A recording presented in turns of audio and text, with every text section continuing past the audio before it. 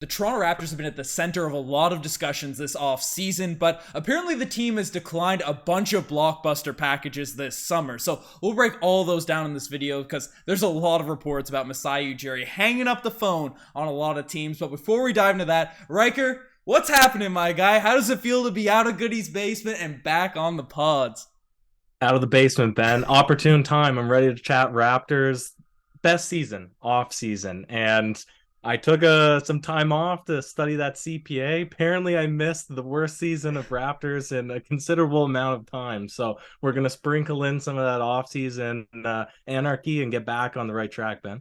Well, sir, you definitely picked the perfect season to do the CPA and miss a lot of the Toronto Raptors action because it was ugly and it led to the Toronto Raptors, at least a lot of fans, looking to shake up this roster come the offseason, and there's vultures across the NBA trying to acquire some of our top talent. And apparently there's a blockbuster trade that went out or was requested from the Golden State Warriors as a guy that won an NBA championship a couple years ago was offered up to us. Apparently the Raptors reportedly rejected a trade of Jordan Poole for OG Anunoby, an offer from the Golden State Warriors. Obviously, Poole ended up getting traded to the Washington Wizards in a package that returned a lot less value than OG Anunoby, but the Raptors, with Fred VanVleet potentially out the door, potentially getting $40 million annually from the Houston Rockets, covered that in the last video, they might be pretty thin at the point guard position. Is this a W deny from Masai Ujiri, or do you think we should have scooped up some Jordan Poole and I'd imagine some other assets?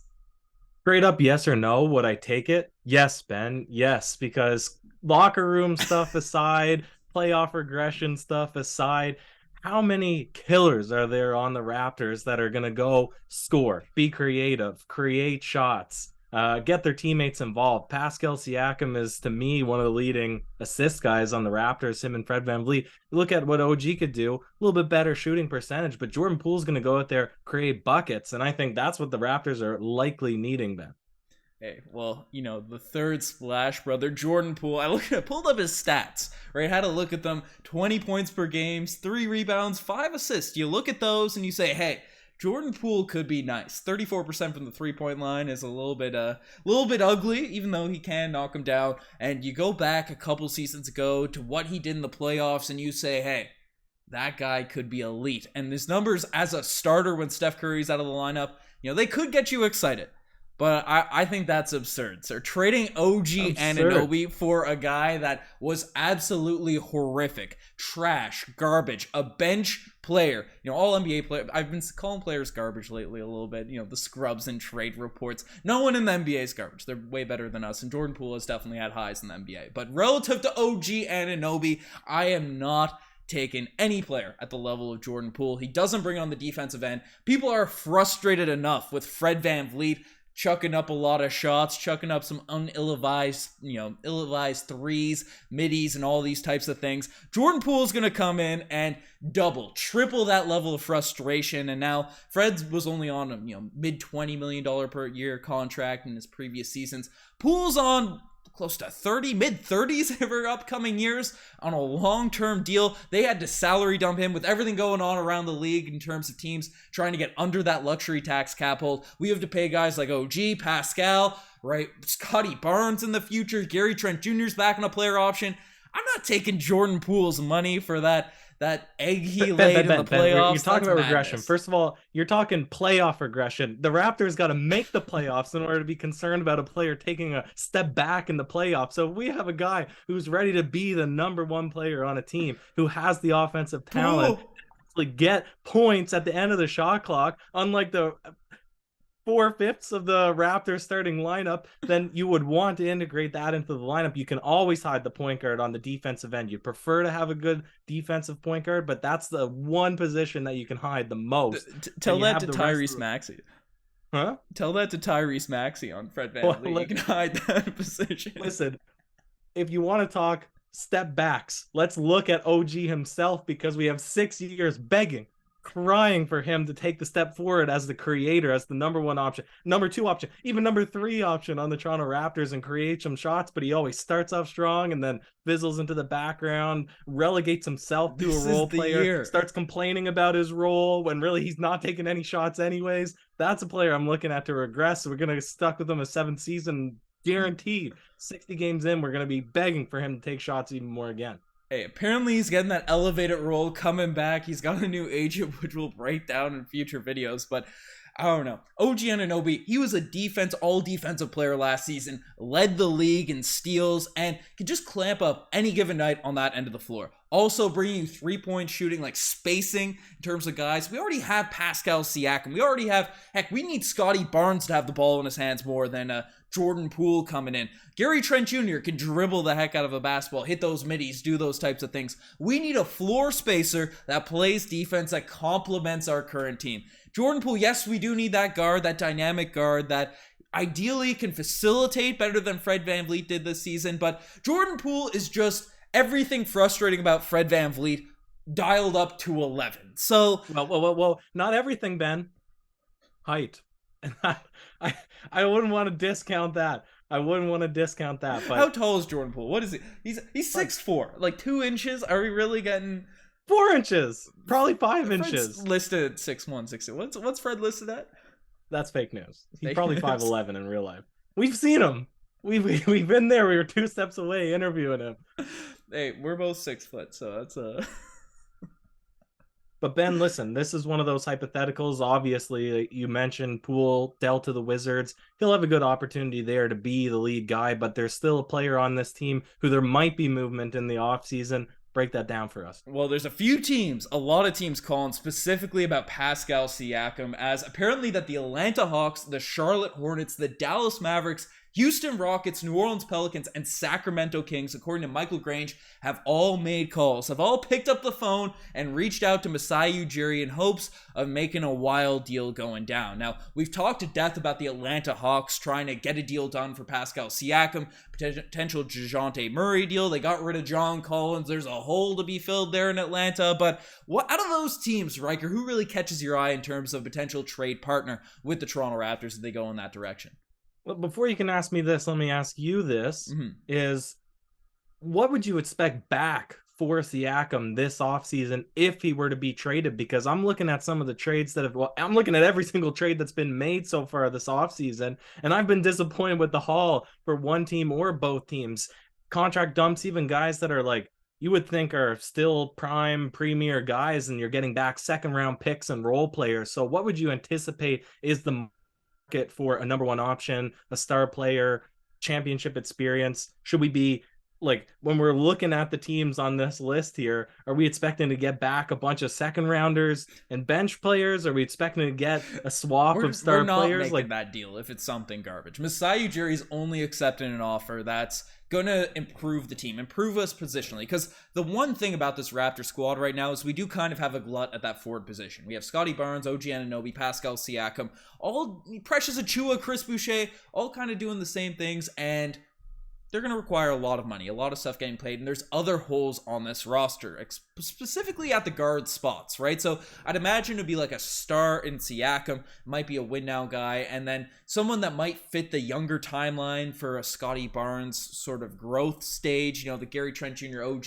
Scotty Barnes timeline, that probably fills that guard role rather than someone that comes in and does the same thing, whether they're at the level of Pascal Siakam right now, but we'd want someone with star potential coming back, and if it's a player lower than Pascal's value, we get assets on top of it. But we're not in a position like Bradley Beal where he has a no trade clause, he's going to get sent to one team specifically, and then you're going to get just the overpaid contracts and 39-year-olds coming back to a squad. Sure, they got a few pick swaps and all that, but I think the Toronto Raptors, the only way they're dealing Pascal Siakam, a guy that said he wants to stay, that said he wants to be on this Raptors team next season, that isn't going to commit to another organization, so that hurts his trade value a little bit. But in order for that deal to go down, it's going to have to be a haul. And DeJounte Murray from the Atlanta Hawks could be the centerpiece of a deal if you're higher on him. Then obviously Griffin over there. They have some guys that could be attached to a DeJounte Murray trade. Is there anyone on that list? The Hawks seem to be the one that's most talked about amongst Raptors land. And positively, you said it yourself just then. You want somebody equal or better, and if you're putting DeJounte Murray on that plane, I don't know if you have a lot of confidence in his upside or if you're super low on Pascal Siakam after a bad season. But I don't know. I look No, at the Charlotte I'm not Hornets. equating that. Okay, because that was the name you said. So People are talking. I don't The know how Twitter bad things got spheres. here in the one season I took off that we're starting to say DeJounte Murray is an equal ball as Pascal Siakam, but guys that are probably not on the table. Charlotte Hornets, who would you even want anyways, period, right? Mark Williams. Dallas Mavericks, Luka.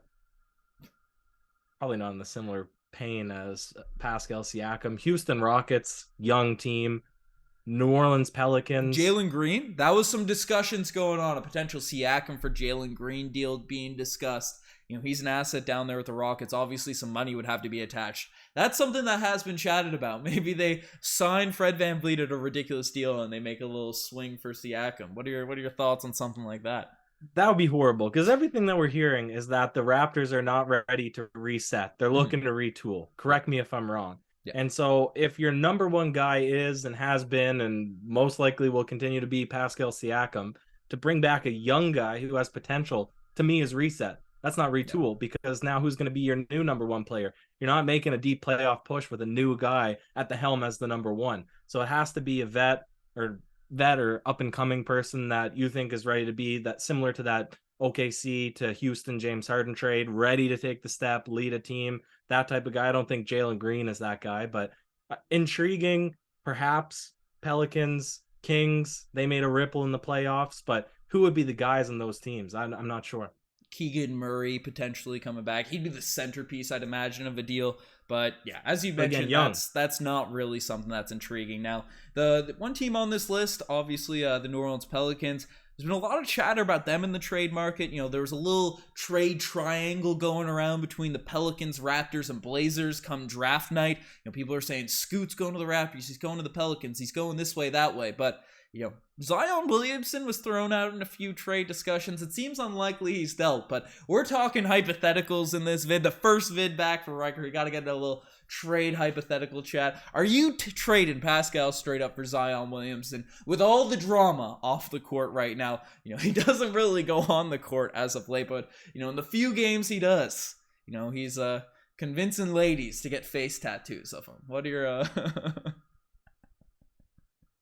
Yeah, he's doing a lot. He's doing a lot off the court. He's doing very little on the court. In his splashes on the court, he's electric. He's dynamic. He makes his way in the paint, right? He's a small, short guy relative to NBA standards, but he was putting up 30 points when he was healthy. He's healthy now. That's what I hear him say in an interview, but he doesn't feel like healthy. Zion. You just got to feel like Zion, right? He has to feel like Zion. And I'm sure Ben Simmons has to feel like Ben Simmons. So for that reason, that one comment alone, you'd have to pass on that trade, I would think, regardless of how appetizing the potential is of this player. And then that's not even considering all the drama that's surrounding him. Now, I know Toronto, we're close to Montreal. We're close to a lot of extracurricular late night activities that might be appealing for a guy like Zion, but that might lead him even in the farther wronger direction. So that's not the move that you'd make if you're Masai Ujiri.